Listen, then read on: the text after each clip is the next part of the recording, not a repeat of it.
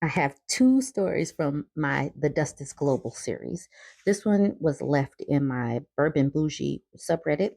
She says, for the Dust is Global series, she says, a few tales from the men in my life from Chile, South America. Info about the Chilean men. They are toddlers, not abusive, just plain useless. Okay. Number one, small and sweet. I'll call it the seeds are planted early in the relationship. My brother, who's 27, has been dating a girl, 28, for 2 years. They met through hobbies. They have a similar sense of humor, but their personalities are quite different. They are currently living together. I had not seen them in like 7 months, and then they came visiting for a weekend. My brother was all about how delicious a lasagna he made last week was and how great he is at cooking now. A little casual conversation later, I learned that his girlfriend called him out for never cooking. Then he made the lasagna.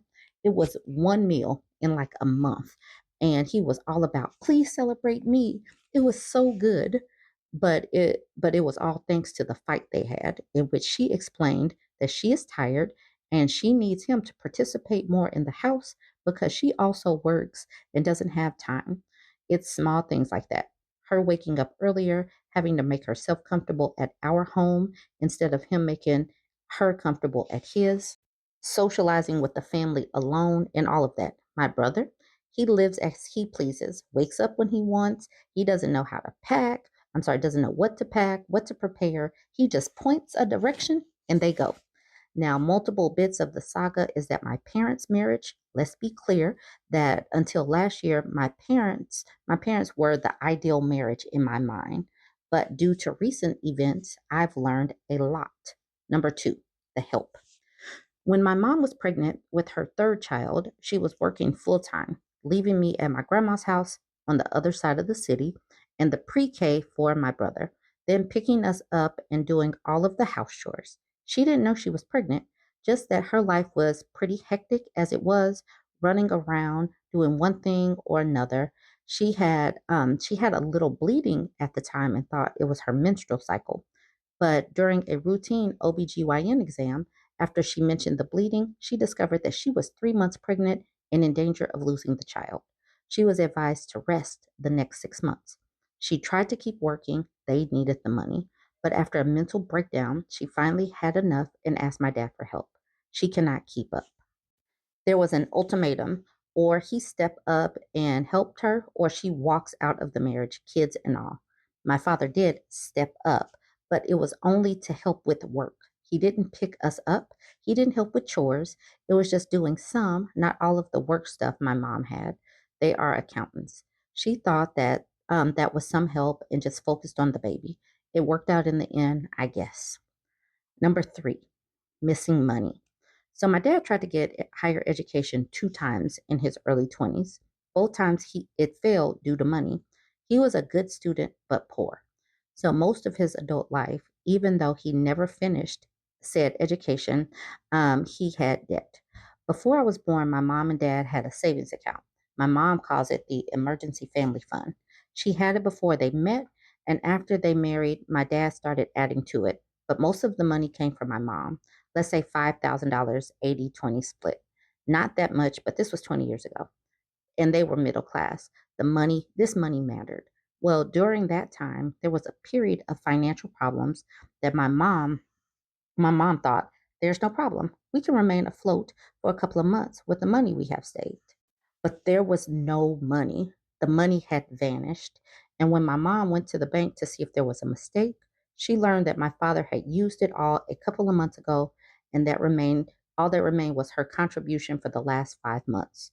Of course, she was pissed. She called out my dad, and they fought over it. My dad, he said that it was for an emergency and that he also contributed to it, and that if it was so important, they could split up over it, but that he was ready to move on. Yes, no apologies, no clarifications.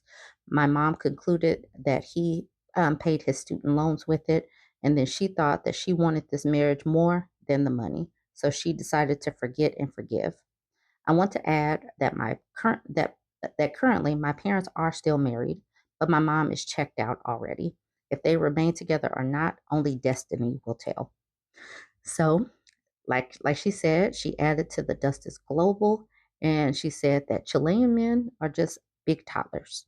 I didn't know this, but I am glad to have some insight into the Chilean culture. If you guys have anything to add, do you see yourself in this story? Have you met these men, these types of men? Please let me know. And if you have your own story, go ahead and drop it. Now we go from Chile to Liberia. And this man was asked the question about women having equal rights. And he has an issue with women having equal rights if there's a man in the home. And this woman who has a job is the one that is moderating these questions and asking him questions. And he does actually have a problem with the fact that this woman has a job and is independent. But the question was, should the kitchen be a woman's place? Everybody is having such an issue with women actually being humans and not servants. And, they don't disappoint. These men just don't disappoint. They just have an issue that women are getting a little bit of humanity about themselves and not just waking up and being a servant, because we don't have to be just a servant anymore. And these men don't get to have a servant simply because they are born with a peen. I stand against the issue of women having equal right with men in the home. And women must be submissive. It never used to happen like that. The only reason why we have a feminist, we have a women activists, it is because they have acquired education. So would you rather they just stayed at home, weren't educated? That's the role of a woman. They have to be home. They have to take care of the house, the house activities. That's it. That's tradition. That's our culture. Why is that you should adapt the other culture? Okay, so quick question. I'm a woman here who's doing this job of asking questions and moderating. I would say I'm independent. Does that bother you? Yeah. Oh, okay. I stand against the Some of the comments: women should make sure he doesn't have a woman of his own. This person saying slavery was a culture once and apparently is still a culture because people really think that women and girls are just supposed to be slaves to the household. This person says the gag is a lot of Black cultures were matriarchal.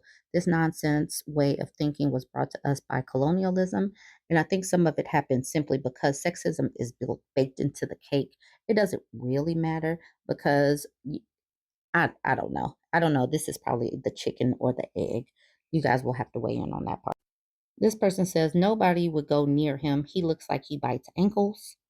This person says divided by borders, culture, religion, united by misogyny. And put this loving emoji there. This person says, who is he to declare the role of women?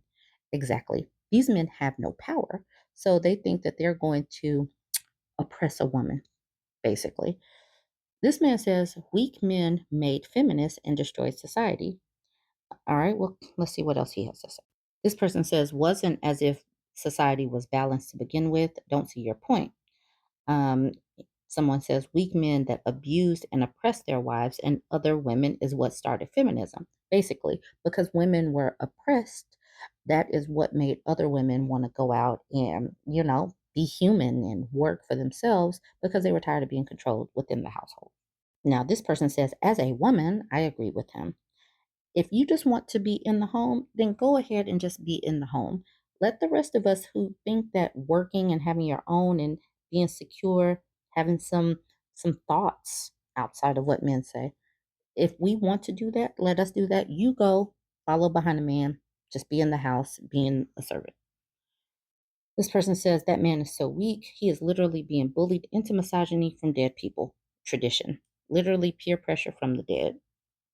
Oh, this person says girls have a right to education in Islam. Please don't have daughters.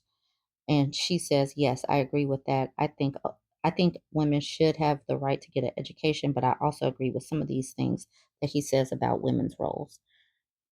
I The internalized misogyny is very sad, but I just wanted y'all to see these clips to remind us all that the dust is global.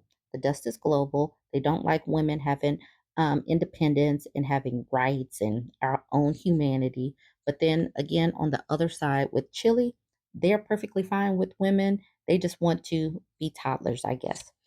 Anyways, like I said, two stories. You guys go ahead, weigh in. What do you think about this? This man simply sounds like he could be any red pill man just about anywhere. Y'all go ahead, weigh in, like, comment, share.